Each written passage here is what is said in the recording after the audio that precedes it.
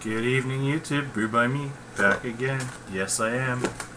Gonna do a little bit of an experiment today.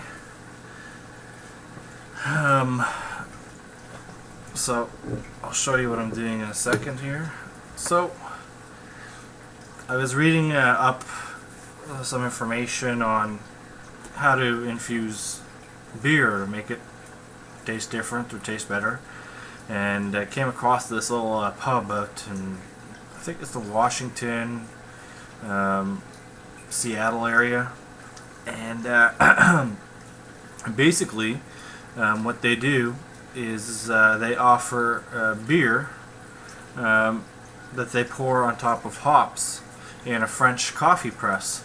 So basically I have a French coffee press. Alright, I have some Cascade hops that were sent to me by the albino rhino.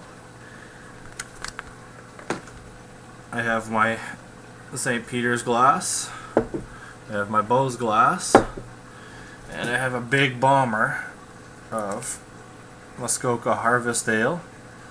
750 milliliters. It's 7% alcohol by volume. This comes out only once a year, and it's at the end of the fall season, so this is 2012's version, so it came out September, October, November, somewhere in there. And it's been sitting downstairs in the fridge. I was waiting for the right time to use this, but anyways, there's information on the back if you want to read it, and there's the front of the bottle. It comes in one of those pop tops. I love these bottles, by the way. So how I'm going to start this is I'm going to open up the Cascade and put them in the French press.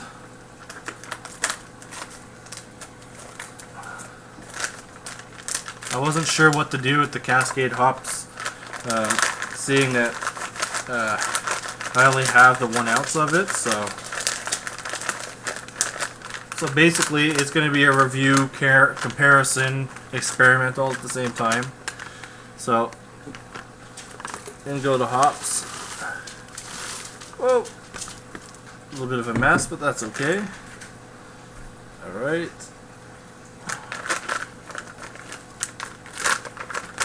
Now, Hop Union is probably the largest distributor of hops worldwide, or in North America anyways. They have massive amounts of hops in their warehouses.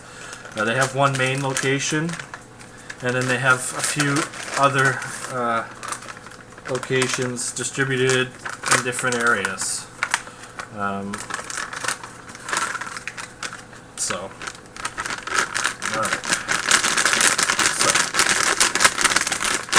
there. I think I got the most of the hops out of there. They smell really good. Alright, so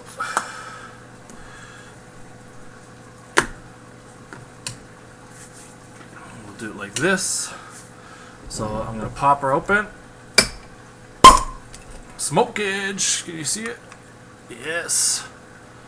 So let's pour it in here.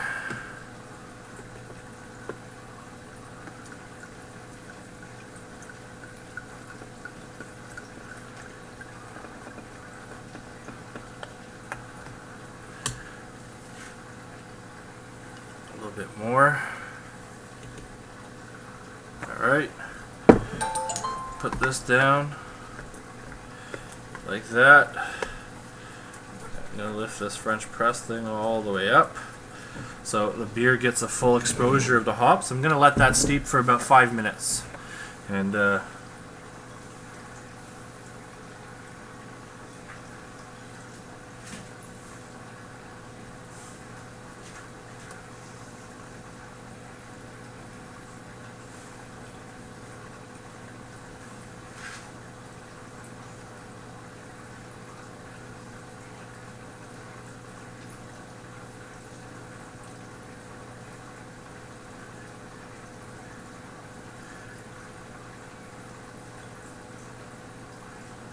alright.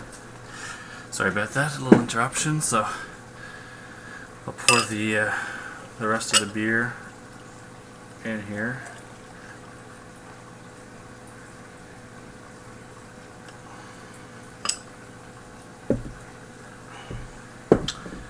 Alright, so the color is like a nice dark red, amber, copper kind of color. Nice 2 fingers ahead, small to medium bubbles. And yeah. So it looks really good. It's kind of cloudy. Maybe it's chill hazed. Or maybe it's supposed to be like this, I don't know. But there you have it. So I told you what the color is, I told you what it looked like, now let's give her a smell.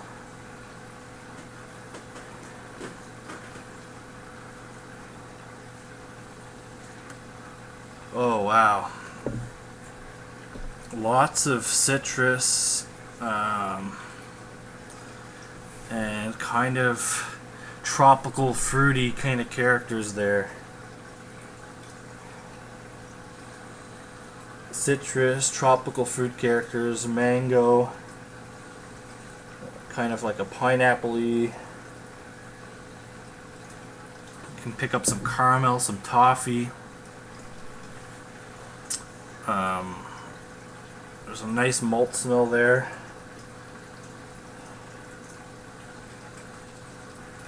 And it smells really good. So, without further ado, let's give her a taste.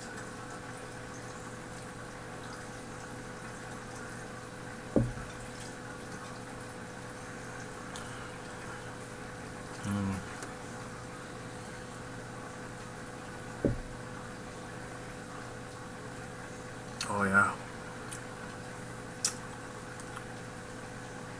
Nice, sweet, upfront maltiness.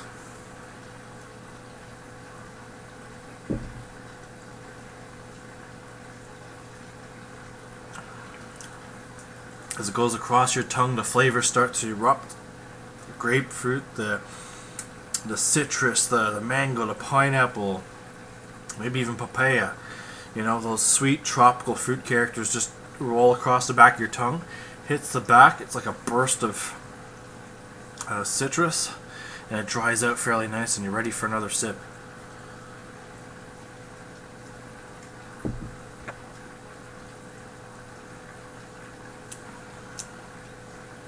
You also get to pick out the nice caramel and toffee characteristics that are there. And very, very, very tasty, very refreshing, very sessionable. Even at 7%, I don't feel any alcohol burn whatsoever. It's mostly malt, followed by all those tropical fruits. Excuse me. Then it dries out fairly nice. You know, so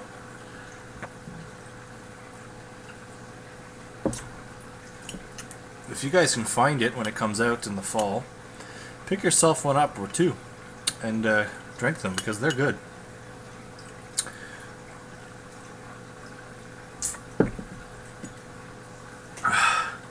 So I'm gonna say maybe there's some two-row in here, a couple variations of crystal.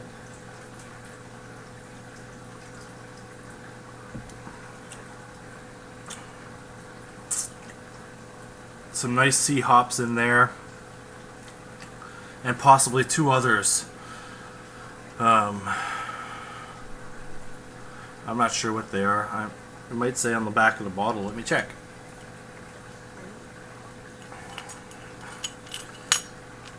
Ingredients: 2-row crystal,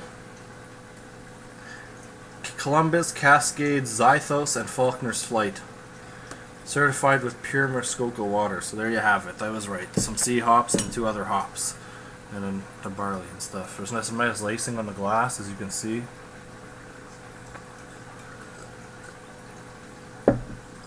So there you have it.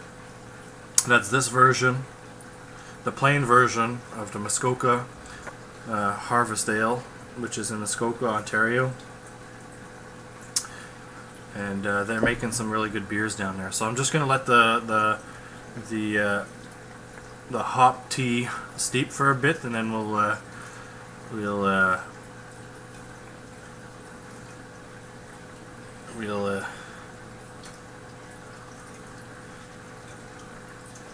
do I'll do a comparison. I'll be back in a minute. Hey guys, I'm back. We're by me back again. So back to my little experiment. Like I said, I was doing the Harvest Ale by the Muskoka Brewery in Muskoka, Ontario. Muskoka Brewery in Bracebridge, Ontario, Canada. Handcrafted with no preservatives. Venture off the beaten path. It says best served at 8 degrees Celsius. Tells you the ingredients on the bottom, and then it gives you a little story about the beer. Anyways, I did a normal review of the beer, just the beer. And then I took a French press, as you can see,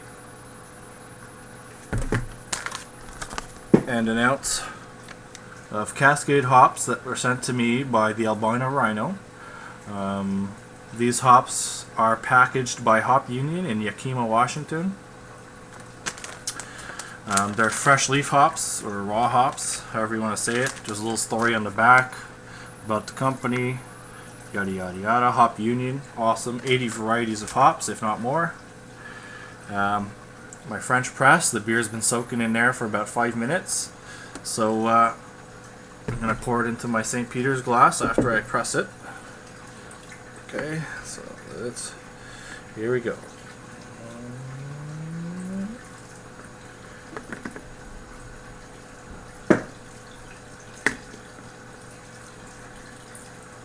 Okay, as you can see, all the hops are sitting at the bottom. I pressed the beer out, so now it's going to go into my glass.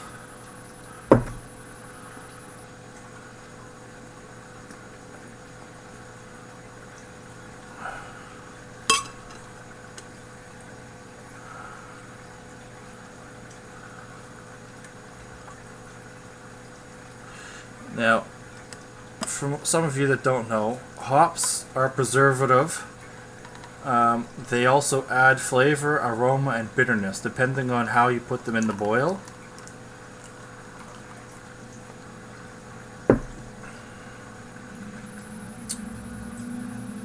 So basically, if you put them in at the beginning of the boil, it's your bittering hops. If you put them in the middle to the end, it's your flavor hops, and if you put them in at the very end, at the end of the boil, it's your aroma or flavor hops as well. So basically, what I did now is I just technically dry hopped the beer in a French press and pressed all the flavors. Now, I don't know if you can see it, but this is much clearer than the other one. I don't know why, but I can see through it now, and it's not as hazy. See, look. That one you can't see through. This one you can see through. Maybe, well, there's a glare there, but so there's not much of a head retention, and hops are supposed to help with the head retention a little bit, but I guess not. So let's give her a smell. Oh yeah, that just intensified the aroma of the beer by a lot.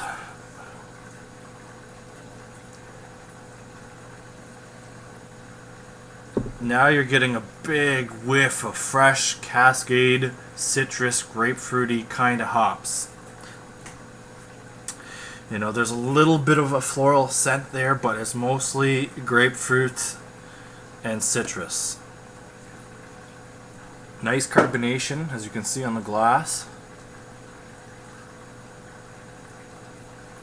It just smells wonderful. I don't know, like, don't get me wrong, the original one smells good too, but this just intensified the beer. So let's give it a taste and see.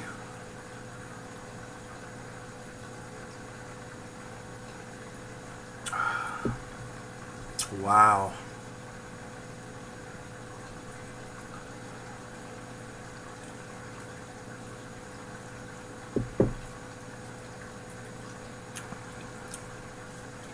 Wow. Now the beer doesn't even seem as carbonated as the original one now. It's more of a smoother mouthfeel.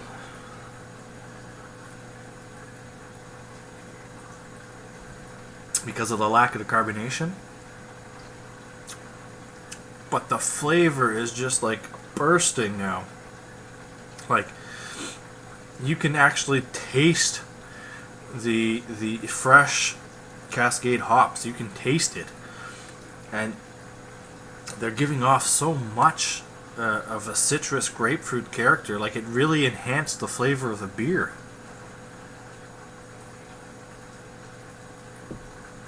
Wow, that's really good. If you guys get a chance, give it a try. Try it, with any beer you want to try it with. Give it a try. I decided with the Harvest Ale, just because it's made with fresh hops. But yeah, I don't know. The French press costs, I don't know, $15 or whatever.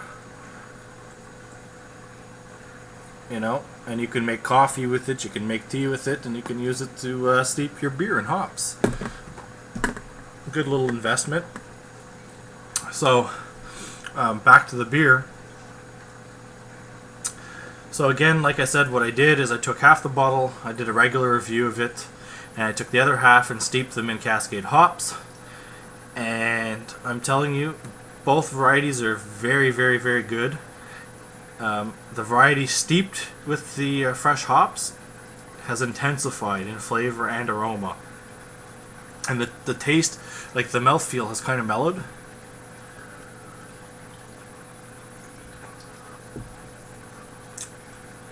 But the flavor and the aroma has kicked it up a few notches.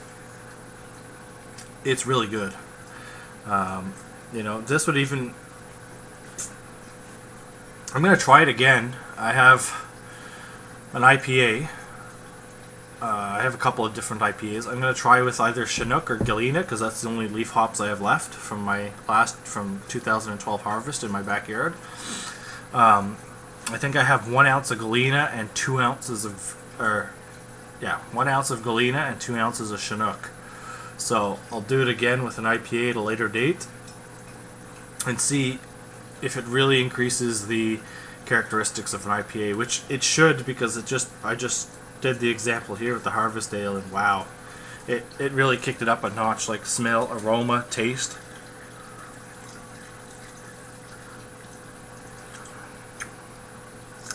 The beer just feels much softer in your throat, and the flavor now carries throughout the palate. The sweet, citrusy, grapefruit kind of slight bit of floral characteristics just carry through your throat, and the carbonation has knocked down a bit, so it's not as high. I would say the original was medium carbonation.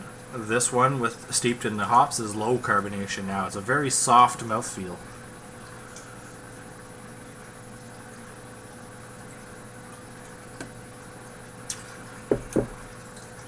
Yeah. So, anyways, YouTubers, beer tubers, whomever watches the video, please rate, comment, subscribe, leave any suggestions or ideas in the comments box, and I'll get back to you as soon as I can. And I really recommend trying this.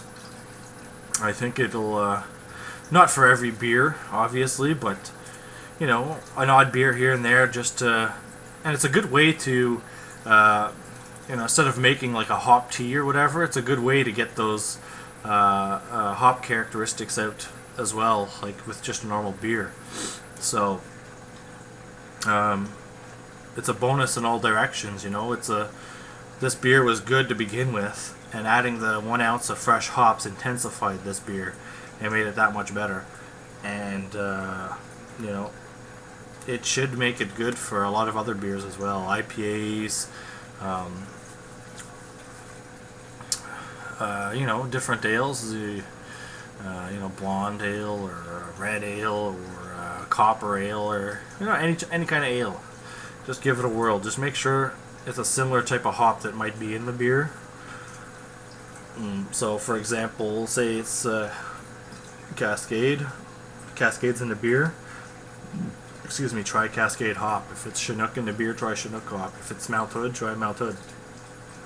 Just be careful, because certain hop have a very high alpha acid, so you might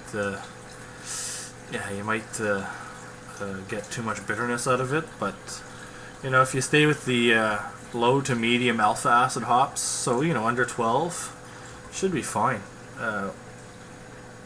It's awesome. The beer's awesome.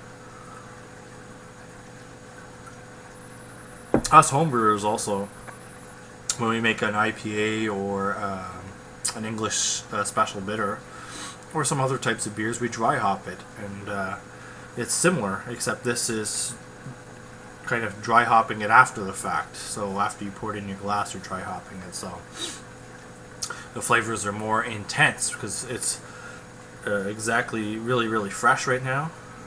Whereas if you dry hop it, it's been in there a few days, or usually I add it to the secondary. The odd time I add it to the keg, I don't really like adding it to the keg because even in the bag, the muslin bag, some particles fall out, so it kind of clouds the beer a little bit. So I do it in the secondary, and then when I'm racking it into the primary, I don't put the cane all the way down. I just take the liquid, and if there's a little bit of beer at the bottom, who cares? I don't want to get that trub in the keg. I want the beer crystal clear, or as clear as I can get it. So, anyways, I'm rambling on here, so enough's enough. I just thought I'd do a little experiment and do a little video on YouTube, kind of a beer review / experiment.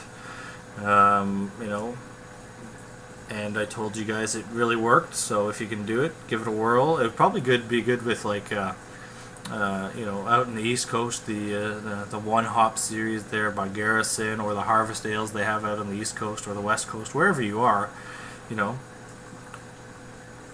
Give it a whirl, or IPAs, or you can even try like if you did if you bought a Pilsner Urquell, if you have some Czech Saz leaf hops or Saz leaf hops, do it in there and see what the flavors you get. I don't know about lagers. You could probably do it to a lager, but it might make it too rich and intensifying for those who like more of a clean, easy drinking, refreshing, crisp type of beer with no immediate flavors or smells. But anyways, like I said, I'm rambling on, so bye YouTube. Thanks for watching. See you next time.